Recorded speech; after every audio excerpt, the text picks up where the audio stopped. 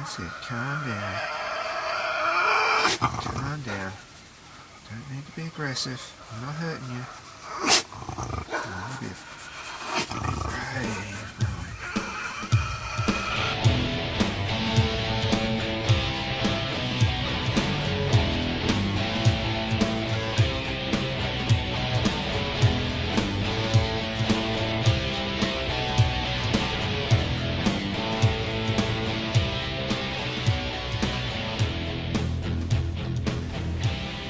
I've made a series of printmaking videos where I'm showing different styles of printmaking, different techniques.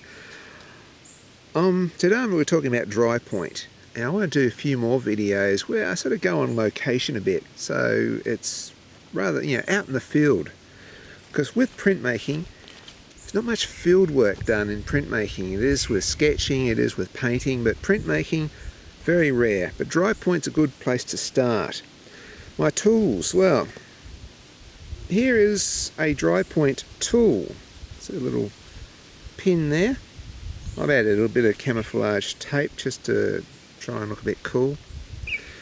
Because, well, I tend to camouflage a lot of my stuff. See, here's my pencil. It's camouflage tape, you just stick it on there, and the more stuff you can camouflage when you're out in the forest like this, the more animals tend to ignore you. So don't have things that scare animals. But anyway, my dry point tool, there it is, and it's very good for scratching into plastic. You can also scratch into zinc or copper. Now that's a tool that you buy, but like a lot of things, I like to sort of makeshift printmaking wherever I can. This here was a compass, just a cheap old compass, but the point there is very strong. And I just wrapped a bit of masking tape around there so I can use it like a pencil, and I can use that for dry pointing as well. So you can make a dry point tool out of almost anything. You could sharpen a nail if you wanted to. In fact, I used to even have a bit of a sharpened nail in a clutch pencil, but clutch pencils are hard to get these days. I haven't seen much since the 80s. What am I using today to do this on? Well, here is a dry point plate. This, if you get this stuff that's got blue backing on it, you see, you can peel that off and you got a nice smooth surface to work on. You can use both sides. So I'm going to be using that, a proper dry point plate that you can buy commercially with a commercially bought tool, or an X-ray plate. That looks like somebody's ankle. So X-rays, nice thick cardboard. Again, you can use a homemade tool on this. You basically scrape into it, and that's going to be our print. You just draw, whatever you scrape in will print, because it's an intaglio method, which means we're going to run the ink in, wipe off most of the plate, and then it will, well, you'll see.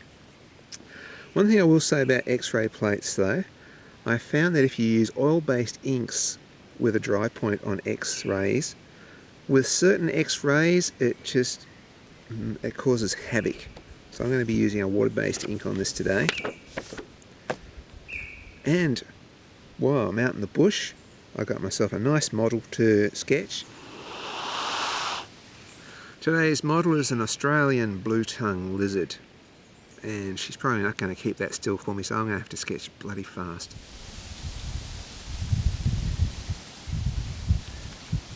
Oh, there she goes. Last one. Come back here. Just come back here for me, hey? I'm going to have to hold you, aren't I? Hold you and sketch you. Alright.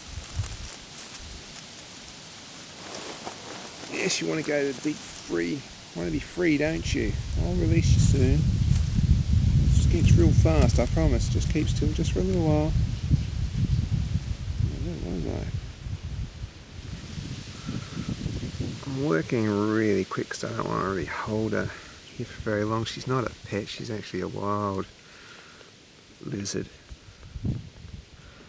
One of the things you tend to notice when you do these dry points is that if you scratch real deeply, the line that you get's not a sharp one, it becomes a big, thick, fuzzy one, almost like a big marker pen or something like that.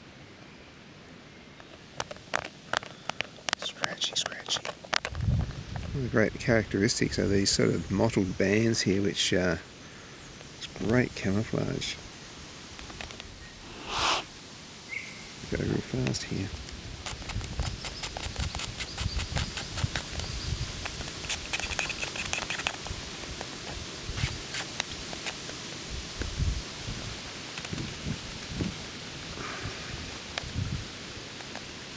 Taking advantage of the fact that I don't want to hold you too tight, don't you? Alright. Oh man.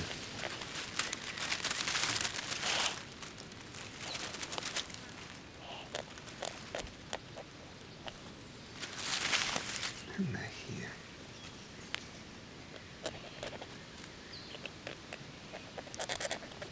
Trouble I have with both of these, they are hard to see. And so I know some people get there and get ink and just rub it around in there as they're doing it so they can see what they're doing.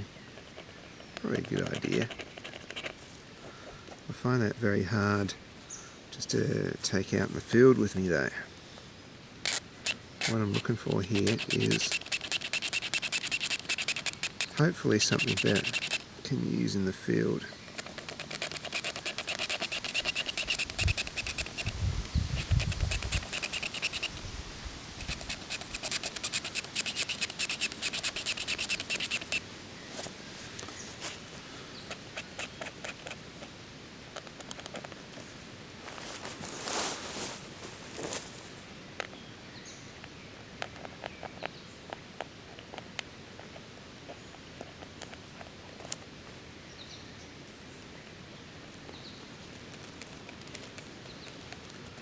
Hey, you're on my plate now. Come on. Alright. First you're on your plate, now you're racking off.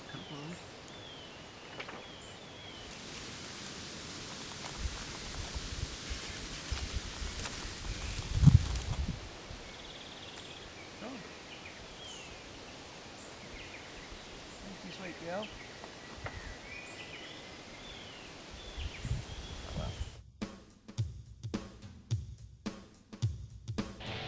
Time to take the printmaking plates back into the studio. We dampen the paper, right? Give it a damn good soak, and then I blot the paper out in blotting paper. What I'm using here is Safe Ink. It's a water-based ink. It's a little bit safer than the oil-based ink. Sort of get a little bit from the edge. Always with inks, try not to leave big gaping open bits to the open air. Inking up the X-ray plate first. Just going to see how this goes. Just a little bit of an experiment. But it feels like I haven't scratched enough into it. But we'll give it a go anyway. I always like to polish it with phone books. Old phone books. Good use for those. Tightening the press right down for this because, well, X-ray plates are very thin. So you've got to sort of probably chop it up a bit, and I'll put some paper down. There's a few sheets there just to build up the plate a bit, to make it the whole thing a bit thicker. And next I put my dampened, not wet, but dampened paper over the top. A little piece of paper to protect the blanket. And a winder through the press, is when you get a bit of exercise. And it's magic time. Let's see how it's come out. Not as good as I'd hoped. It's a little bit light. As I say, those lines probably didn't scratch into this plate as well. So let's have another go at the next one. You dampen the paper, you blot out the paper. Now I am inking up the proper dry point plate, and this has taken a lot better. Looks much better. Look, you can have a look at that, you can see the ink in there. That should print good. Wind it through the press again. And let's have a look at this one. Ooh, this is the abracadabra time. Has magic happened? Yes it has, there we go. So of course this has worked a lot better.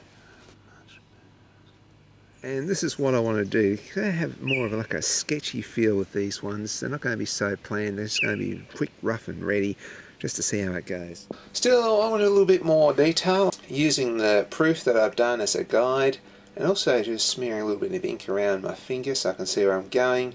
I'll make a few corrections, wind it through the press again,